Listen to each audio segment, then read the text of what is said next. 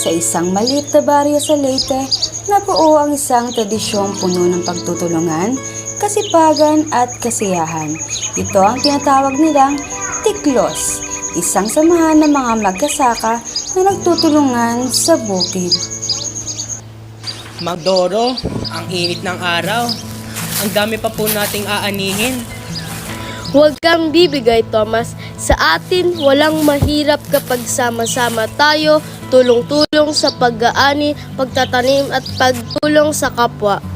Doro, dala namin ang pagkain. Pahinga muna kayo. Walang tiklos kung walang salo-salo pagkatapos ng trabaho. At syempre, pagkatapos ng salo-salo, magsasayaw tayo ng tiklos. Kaya pala masaya ang mga taga-Leyte. Hindi lang sila masipag, masayahin at nagkakaisa pa. Tama ka, Thomas. Ang tiklos ay hindi lang sayaw. Ito ay buhay at pagkakaisa ng mga Pilipino. Mga kaibigan, tara na! Ipagdiwang natin ang diwa ng pagtutulungan at kasiyahan! Tiklos!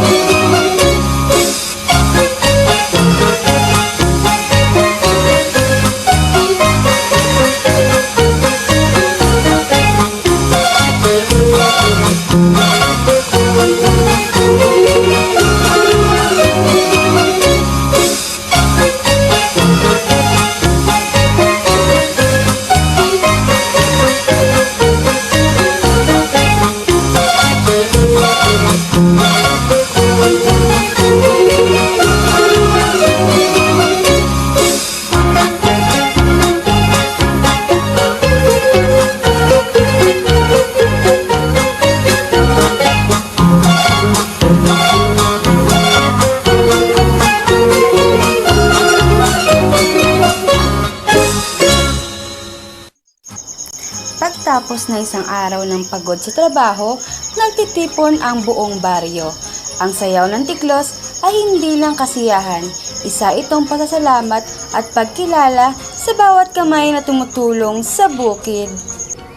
Mang Doro, gayon naintindihan ko na kung bakit espesyal ang tiklos. Hindi lang ito sayaw, ito ang puso ng ating samahan. Tandaan mo, Tomas, ang bawat hakbang ay simbolo ng pagtutulungan. Kapag sabay-sabay tayong kumilos, umaangat ang lahat. Halina! Maria!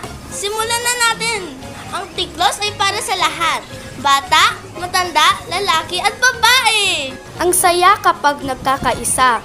Ang pagod sa bukid napapalitan ng tuwa sa sayawan. Ang tiklos ay nagpapaalala sa atin na walang gawaing mabigat kapag may pagtutulungan. Ang diwa nito ay buhay sa bawat Pilipino, sa baryo man o sa syudad. Mabuhay ang tiklos! Mabuhay ang pagtutulungan ng mga Pilipino! Sa bawat ani, sa bawat ngiti, at sa bawat takbang nananatiling buhay ang diwa ng tiklos.